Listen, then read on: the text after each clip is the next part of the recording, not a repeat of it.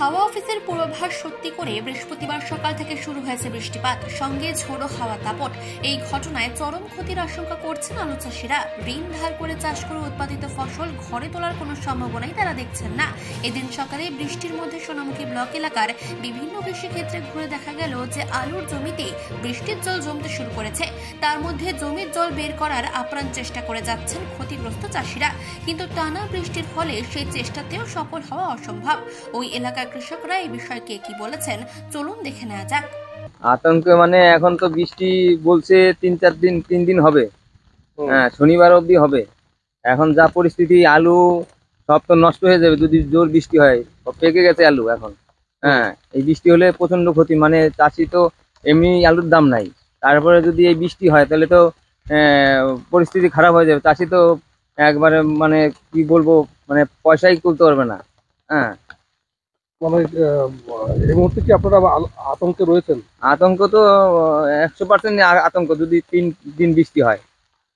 আচ্ছা, মহাজনের কাছে ঋণ নিয়ে চাষ করেছেন? হ্যাঁ, এখন আমাদের ঋণ নিয়ে চাষ করা হয়েছে। আলুর তো দাম নাই, বিক্রি করতে পারছি না। এই দামে বিক্রি করলে আমাদের খরচার পয়সা উঠবে না।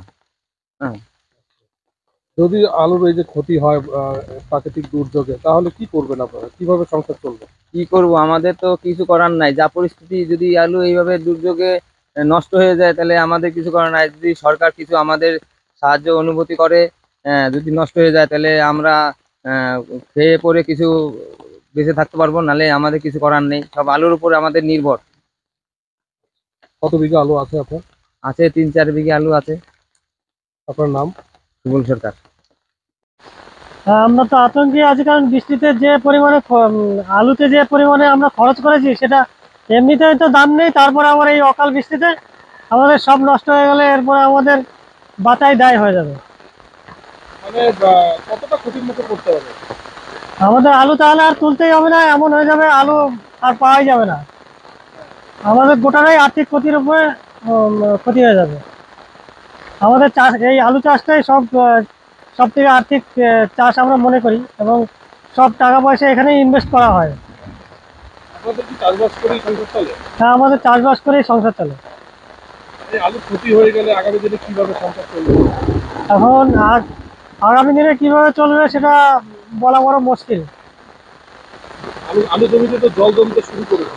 হ্যাঁ, আলু জমিতে জল জমতে শুরু করেছে বলেই তো নষ্ট হওয়ার চান্সটা বেশি। কি হবে, আলুতে পচন ধরবে কি? আলু তোলাই যাবে না, পচন ধরে একবারে সব নষ্ট হয়ে যাবে। কি নাম আপনার? আমার নাম জয়ন্ত বিশ্বাস, নিত্যানন্দপুর। মানুষ বিশ্বের রিপোর্ট, চেতনা বার্তা।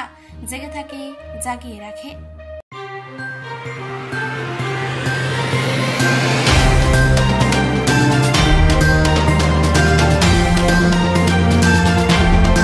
চেতনা বার্তা, জেগে থাকে, জাগিয়ে রাখে।